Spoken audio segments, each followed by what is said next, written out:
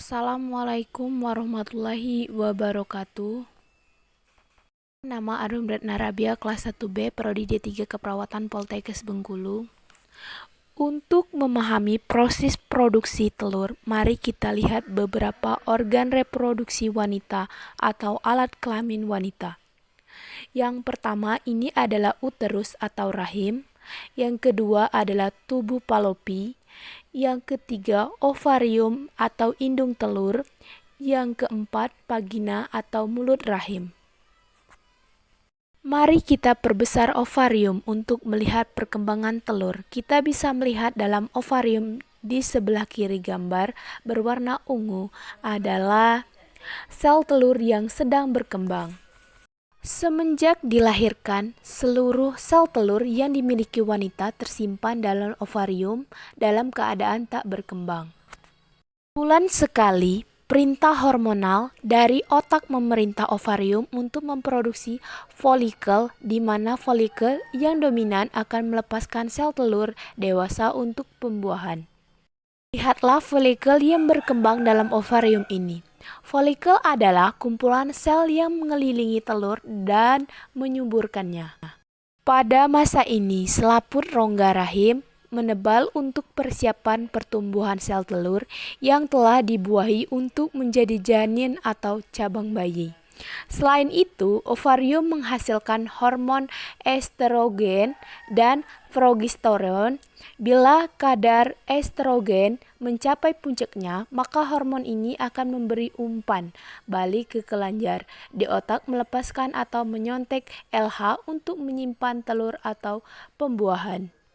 PSH mulai membagi materi genetiknya. Ini tanda dimulainya siklus reproduksi. Folikel kemudian melepaskan hormon estrogen yang membuat lapisan uterus yang telah dibuahi.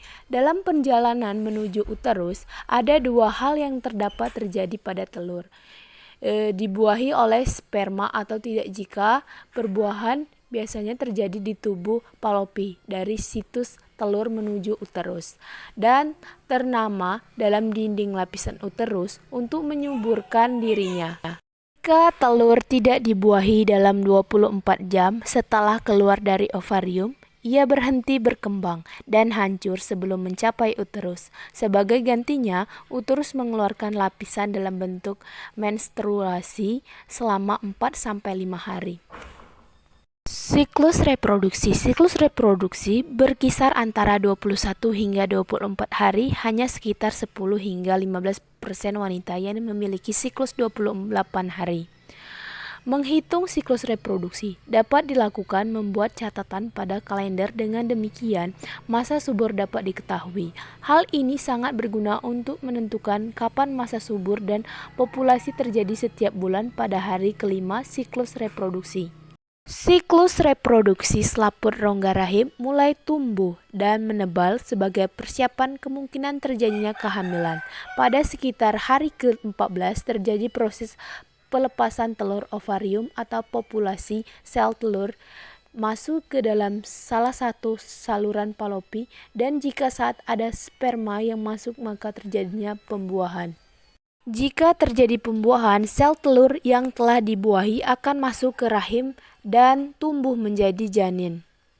Pada sekitar hari ke-28, jika tidak terjadi pembuahan, lapisan rongga rahim meluruh dan terjadi menstruasi.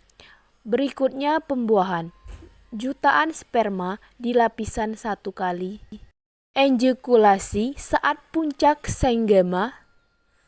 Setelah dipancarkan ke dalam mulut rahim, sel sperma bergerak ke dalam rongga rahim dan saluran telur untuk mencapai sel telur yang matang dan siap dibuahi.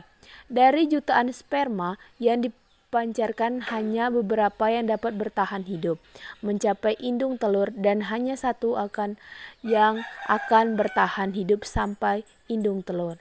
Sperma kemudian memvariasi dinding sel telur, kemudian mengkombinasikan materi genetiknya dengan sel telur dalam proses yang disebut pembuahan.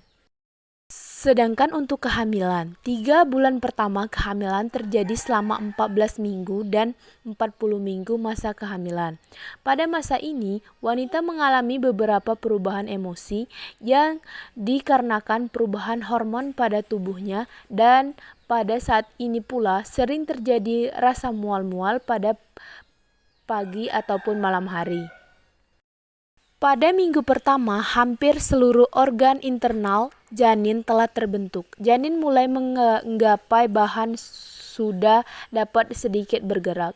3 bulan kedua, minggu ke-15 sampai minggu ke-27, kehamilan wanita mulai mengalami gejala sesak nafas. Pertumbuhan janin mulai terlihat, muncul kerut dikarenakan membesarnya kandungan. Pertumbuhan janin terjadi paling cepat di minggu ini. Tangan dan kaki janin berkembang semakin kuat. Gerakan janin semakin dapat dirasakan ibu yang mengandung. Walau organ janin telah hampir terbentuk, paru-parunya masih harus berkembang. Janin bertambah besar dan berat. Pada minggu terakhir, minggu ke-28 sampai 40, bayi dan paru-parunya terus berkembang. Sulit bagi wanita menemukan posisi yang nyaman, baik saat tidur ataupun terbangun pada usia kehamilan ini. Pada akhir minggu ke-40, bayi terdorong ke bawah. Hal ini merupakan tanda persalinan akan dimulai. Sedangkan untuk kelahiran ketika pembukaan mencapai 10 cm, terjadi dorongan tandanya persalinan akan dimulai. Bayi mulai penjelasan melalui saluran rahim. Saat kepala bayi mulai berputar, ia dapat saja terluka ketika menuju ke bawah saluran rahim yang sampai ke pembukaannya. Tulang kepala bayi memiliki ruang yang bernama fontanel yang membuat kepala bayi memanjang dan cukup untuk keluar melalui saluran rahim. Kepala dan pundak bayi disanggah, sementara bagian tubuh lainnya keluar dengan mudah. Ketika keluar kepala bayi secara otomatis ke ukuran normalnya. Sekian materi dari saya. Wassalamualaikum warahmatullahi wabarakatuh.